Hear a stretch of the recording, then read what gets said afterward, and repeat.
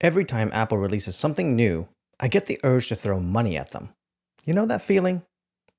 So, since Apple just launched the Vision Pro spatial computer, here are 5 reasons you should not buy it.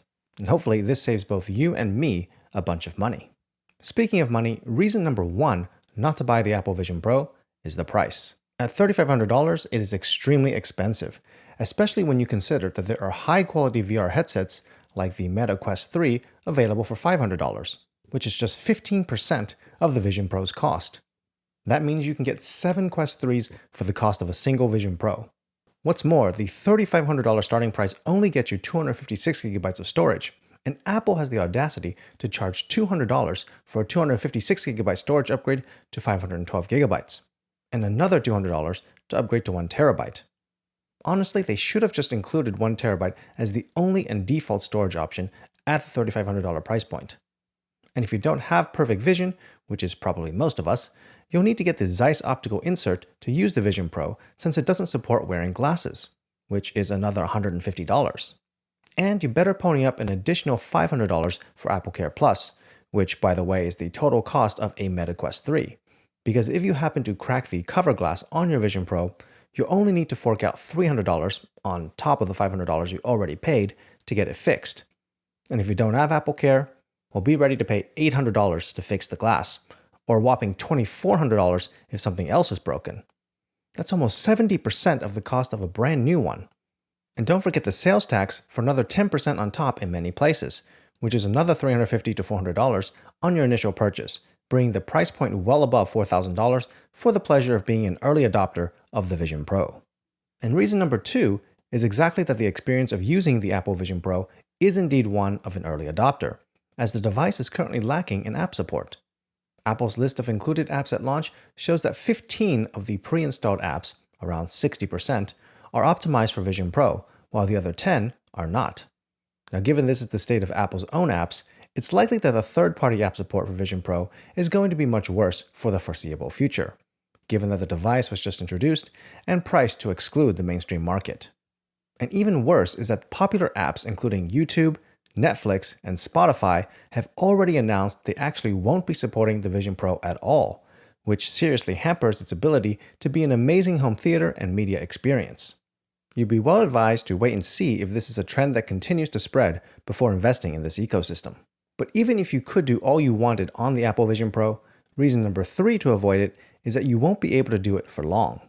The battery for the Vision Pro is actually a separate dongle that hangs out of the headset, so good luck if you don't have a pocket to put it in. But the worst part is that the battery life is only rated for 2 hours of general use, or 2.5 hours of video watching. And since that is Apple's claim, real-world battery life is probably even worse. But that means you can barely even watch a single movie on it before the device is dead, let alone use it for productivity and around the office like Apple seems to be proposing. Unless, maybe Apple is secretly advocating for shortening the workday from 8, 9, or more hours down to just 2 hours. In which case, I really hope the Vision Pro succeeds in enterprises. Sorry boss, it's 10 a.m. and I'm out of power. See you tomorrow. One can only dream. Okay, to be fair, the Meta Quest 3 battery life is also said to be around 2 hours. But there the battery is built into the headset, so if you're going to be forced to carry around a brick, why didn't they make it have a longer runtime? And you can charge the battery while using the device, but that means being tethered to an outlet. And I suppose you could get multiple battery packs and switch them out, though that would interrupt whatever you're doing, force you to carry around multiple batteries, and cost you $200 per extra battery. So while Apple's laptops can now boast all-day battery life, its spatial computer still has a long way to go. And as a computer, the 4th reason to avoid the Vision Pro is its specs. In particular, it's outdated even before its release. First of all, it's powered by the M2 chip, which is no longer the latest CPU after the M3 was introduced 3 months before the Vision Pro launched.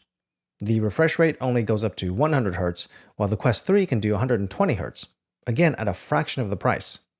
Granted, the Vision Pro does have great specs in some areas, but one would expect it to use the latest chips and be the industry leader in every dimension if it's going to have the industry-leading price as well. The biggest problem is that Apple has shown that it's not afraid to disrupt the value of its computers shortly after release. The M2 Max Mac Studio was released in June 2023, and just 4 months later was basically made obsolete in terms of chip performance by the M3 Max launch.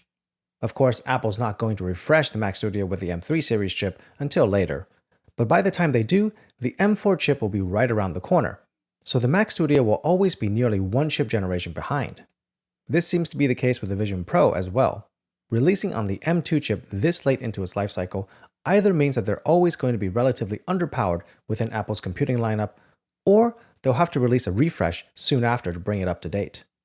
Either way, it's not a good feeling that the $4,000 you just spent is getting you yesterday's tech. And the last reason you shouldn't buy the Apple Vision Pro is that you actually can't buy it. All models of the Vision Pro have already sold out, with shipping times going into March or beyond.